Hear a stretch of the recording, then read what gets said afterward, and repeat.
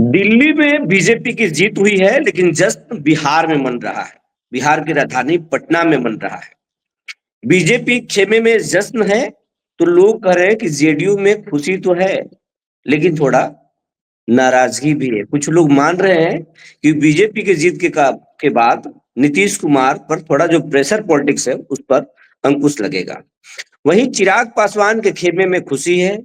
मांझी जी थोड़ा नाराज हैं। मांझी जी के खेमे में कहा जा रहा है कि 1-2 दिन पहले मोदी जी से बिहार के तमाम सांसद मिले थे, लेकिन उस तस्वीरों में मांझी नहीं थे। मांझी को पारस बनाने की तैयारी चल रही है।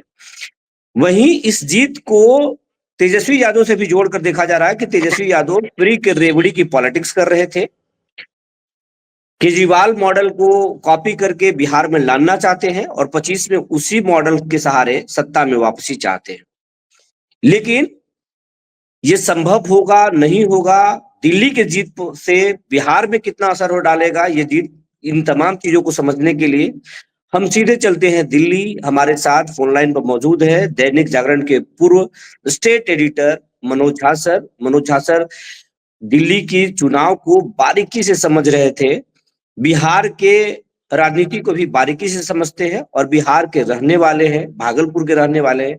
ये हम तमाम बिहारियों के लिए गौरव के विषय है कि सर कई स्टेट में स्टेट एडिटर रह चुके हैं, हजारों जर्नलिस्ट को वो तैयार किए हैं अपने पूरे करियर में। तो ये गर्व का विषय है कि सर के साथ आज हम जुड़े हैं और दिल्ली की सियासत से लेकर बिहार की सियासत तक को आज हम समझेंगे सर से।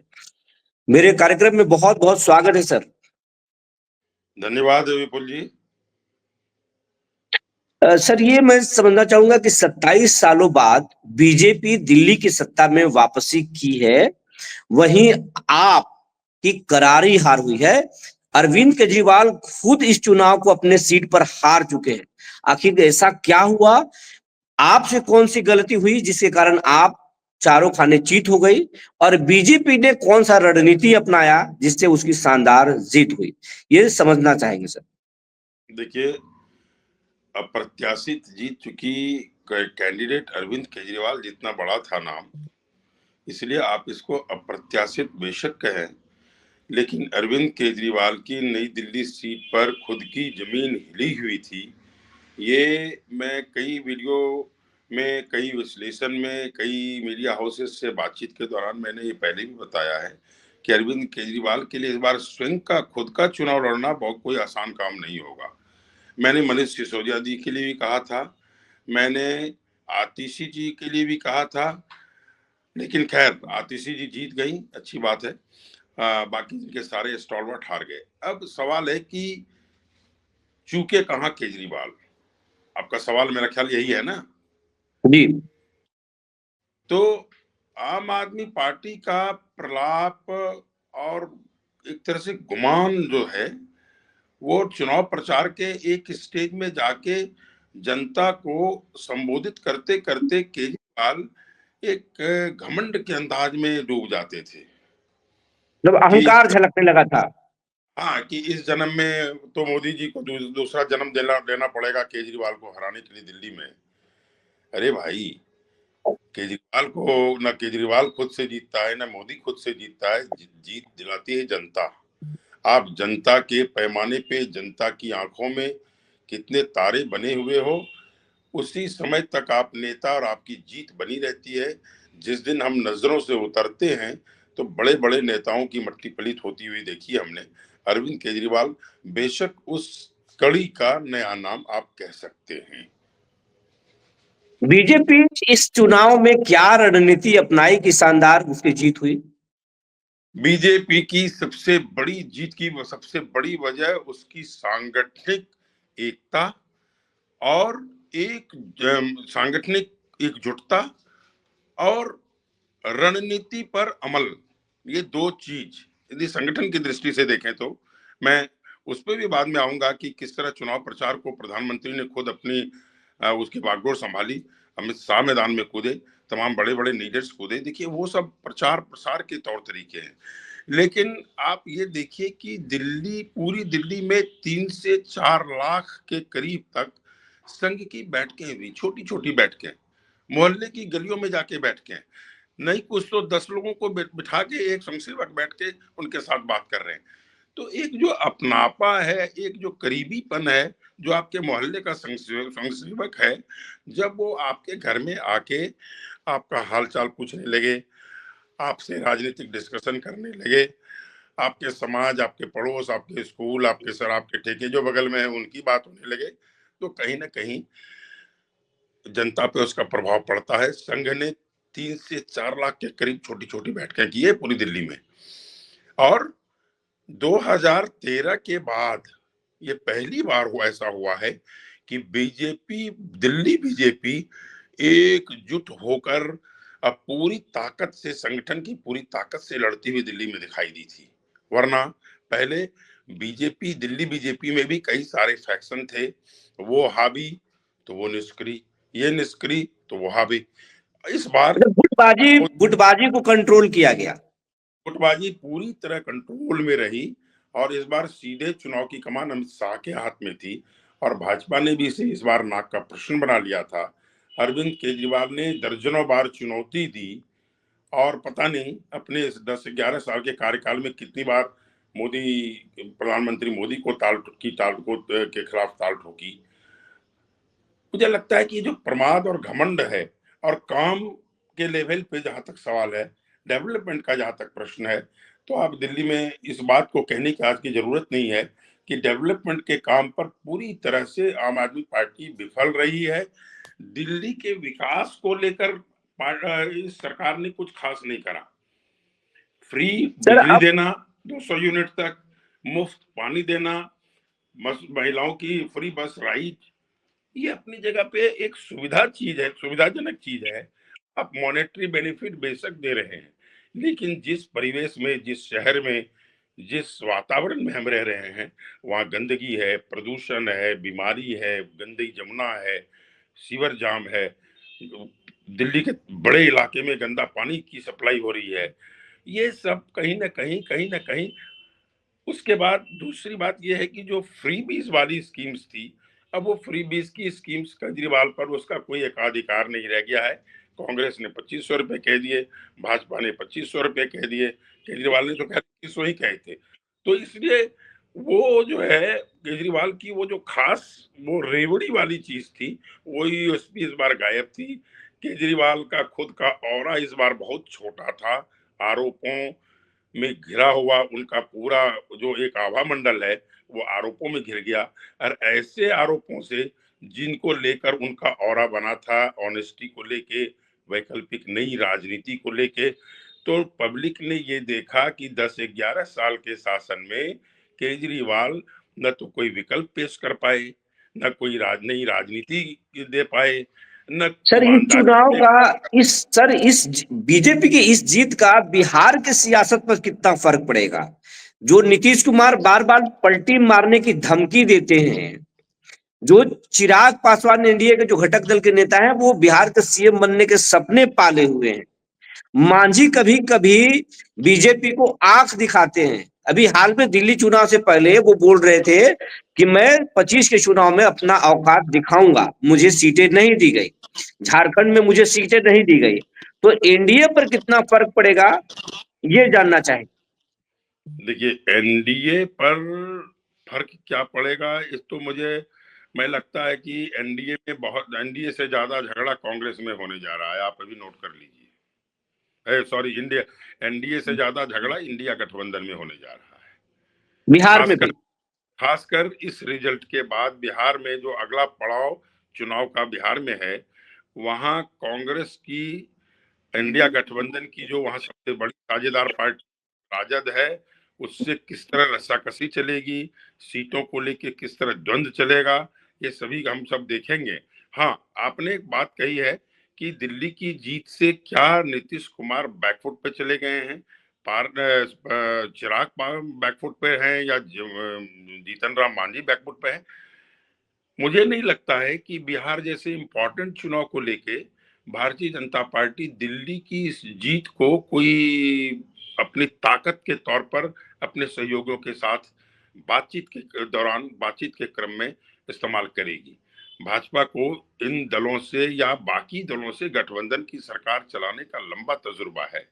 और आप एक दो एबरेशन ले लीजिए, दो अपवाद ले लीजिए, तो भारतीय जनता पार्टी के जो घटक दल है यानी एनडीए के घटक दल, साथी दल, उनमें आपको विवाद बहुत कभी कभार सुनाई मिल पड़ता होगा, वो भी विवाद बिहार से नीतीश कुमार के पाला बदलने के टाइम में। बाकी मुझे नहीं लगता कि इस चुनाव के रिजल्ट में यदि कुछ दूसरा रिजल्ट भी आता, नीतीश कुमार आप तय मानिए कि भाजपा के साथ मिलकर एनडीए की छतरी के तले लड़ेंगे।